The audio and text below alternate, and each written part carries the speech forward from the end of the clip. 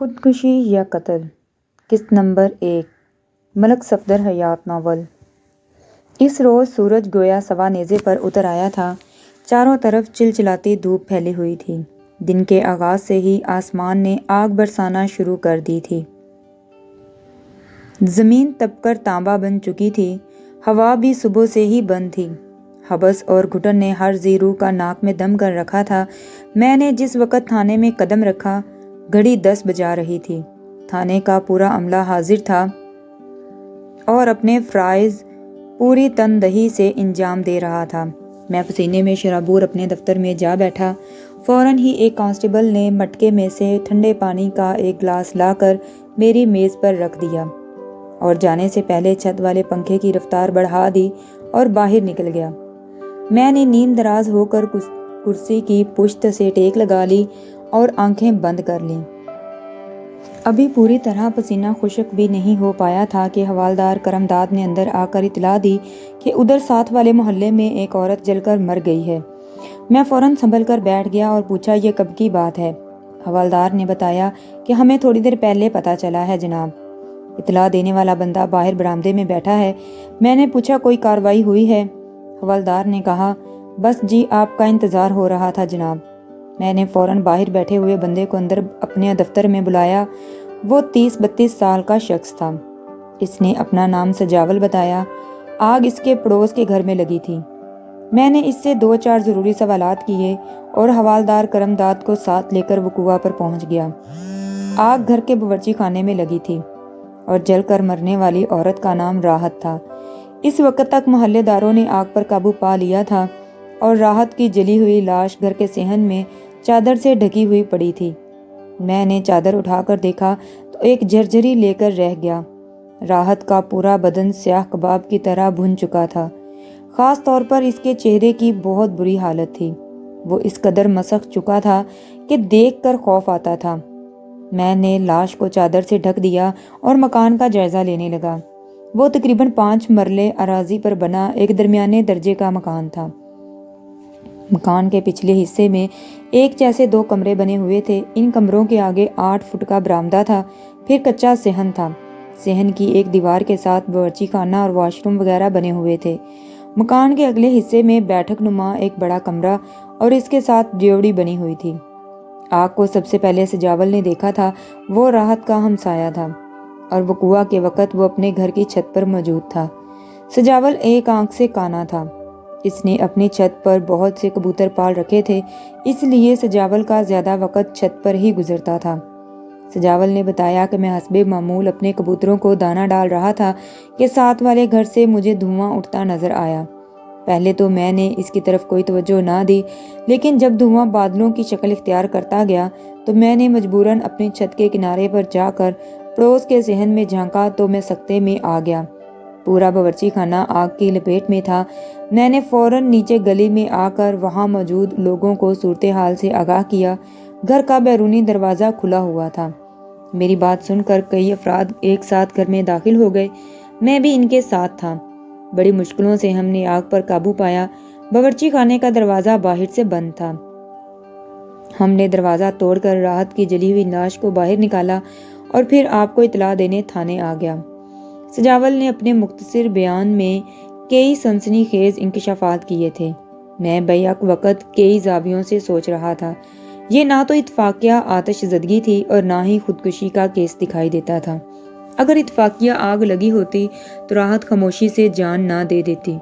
ایسی صورت میں انسان چیخ و پکار کرتا ہے، وہ خود کو آگ سے بچانے کے لیے بھاگ دوڑ کرتا ہے۔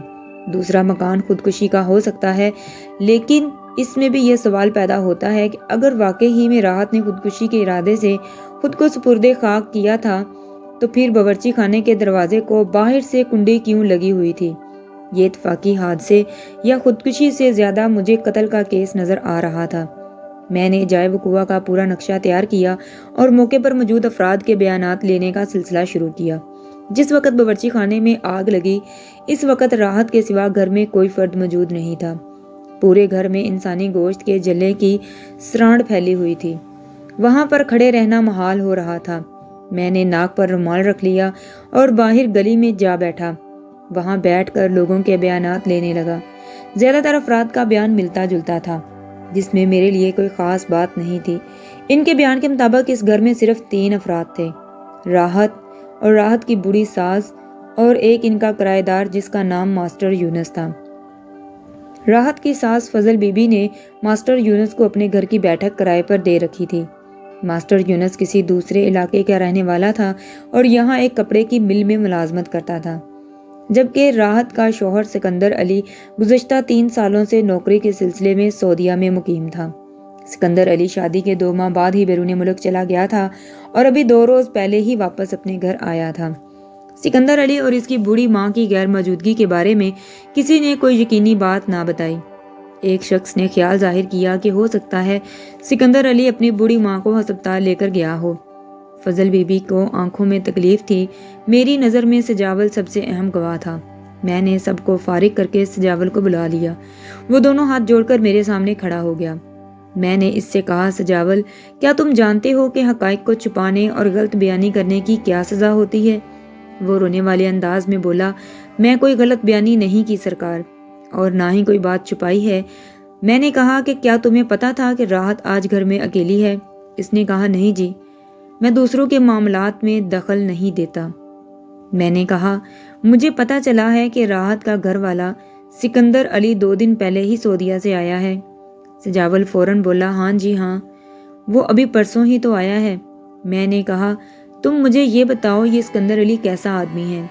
سجاول نے الجھے ہوئے لہجے میں ایک آنکھ سے میری طرف دیکھا اور پوچھا، آپ کا کیا مطلب ہے جناب؟ میں نے اپنی بات کی وضاحت کرتے ہوئے کہا، سکندر علی 3 سال کے بعد گھر آیا ہے۔ اس سے پہلے تو وہ یہیں رہتا تھا اور تم بھی یہیں رہتے ہو۔ بیرون ملک جانے سے پہلے تمہارا سکندر علی سے میل جول تو رہا ہوگا، آخر وہ تمہارا پڑوسی ہے۔ تم نے اسے کیسا بندہ سمجھتے ہو؟ سجاول نے کہا، ٹھیک ٹھاک بندہ ہے جناب، اپنا پرانا یار ہے۔ میں نے کہا، پھر تمہیں یہ بھی پتا ہوگا کہ آج وہ کہاں گیا ہے؟ سجاول نے کہا، نہیں سرکار، مجھے بالکل نہیں پتا کہ وہ کہاں گیا ہے۔ سکندر علی میرے بیدار ہونے سے پہلے ہی کہیں نکل گیا تھا۔ آج میری اس سے ملاقات نہیں ہوئی۔ پھر کچھ سوچتے ہوئے بولا، ہاں یاد آیا، کل سکندر کہہ رہا تھا کہ ماں کو آنکھوں کے ہسپتال لے کر جانا ہے، ہو سکتا ہے وہ ہسپتال ہی چلا گیا ہو۔ میں نے کہا، سجاول، تم سکندر علی کے پڑوسی ہو، تمہارے گھر کی دیوار اس گھر سے ملی ہوئی ہے، میں نے دیکھا ہے کہ یہ دیوار اتنی اونچی بھی نہیں ہے، پھر تم کبوتروں کے چکر میں دن بھر چھت کے چکر لگاتے رہتے ہو، تمہاری تو اس گھر کے معاملات پر گہری نظر ہوگی۔ وہ کانوں کے ہاتھ لگاتے ہوئے بولا، توبہ میری، گناہگار نہ کریں سرکار، میں اپنے یار کے گھر پر نظر کیسے رکھ سکتا ہوں؟ حوالدار نے اسے ایک چپت رسید کی اور کہا، اوئے توبہ کے گھوڑے، صاحب کی بات کا ایسا ویسا مطلب مت نکالو، وہ غلط نظر کی بات نہیں کر رہے۔ میں نے کہا، سجاول، میری بات غور سے سنو، تم سکندر علی کو اپنا دوست کہتے ہو، اس رشتے سے مرنے والی تمہاری بھابھی ہوئی، اور کوئی اپنی بھابھی پر غلط نظر رکھتا ہے؟ وہ عاجزانہ لہجے میں بولا، معاف کریں سرکار، میں آپ کی بات کا مطلب نہیں سمجھا تھا۔ پھر وہ کچھ سوچ کر بولا، ویسے آپ فکر نہ کریں، میں نے اپنے یار کی غیر حاضری میں اس کے گھر کا پورا خیال رکھا ہے، اور سکندر علی کے آتے ہی اس کو سب کچھ بتا دیا تھا۔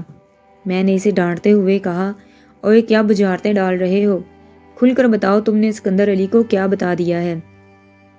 اس نے کہا، وہ جی، دوست کی عزت کا سوال ہے، اس لیے میں آپ کو نہیں بتا سکتا۔ میں نے کہا، سجاول، ساری بات سچ سچ بتا دو ورنہ میں سختی سے پیش آؤں گا۔ حوالدار نے مجھے مخاطب کرتے ہوئے کہا، جناب اسے تھانے لے چلتے ہیں، یہ شرافت کی زبان نہیں سمجھے گا۔ سجاول فوراً بولا، حوالدار صاحب، آپ خواہ مخواہ غصہ کیوں کر رہے ہیں؟ میں نے کیا جرم کیا ہے؟ میں نے غصے سے کہا، تھانے جا کر تم کو سب معلوم ہو جائے گا۔ حوالدار نے سجاول سے کہا، چلو آگے لگ اور تھانے چل۔ وہ گھبرانے لگا اور کہا، سرکار میں خطاوار نہیں ہوں، میں نے تو دوست کے بھلے کے لیے اسے ساری بات بتائی تھی۔ میں نے کہا، اب وہی بات مجھے بھی بتاؤ۔ وہ نیم رضامند لہجے میں بولا، ٹھیک ہے، لیکن آپ سکندر کو نہیں بتائیں گے کہ میں نے آپ کو کوئی بات بتائی ہے، ساری بات پردے میں رہے گی۔ جی تو دوستو، کہانی کا اگلا حصہ سننے کے لیے میرے چینل کو سبسکرائب کریں، ویڈیو کو لائک کریں، شیئر کریں۔ دیکھتے ہیں کہ راحت کا قتل کس نے کیا تھا، کیا اس کے شوہر نے راحت کو مارا ہے یا وہ خود جل کر مر گئی؟ ملتے ہیں اس نئی ایپیسوڈز کے ساتھ، تب تک کے لیے مجھے دعاؤں میں یاد رکھیں، اپنا بہت سا خیال رکھیں۔ اللہ حافظ۔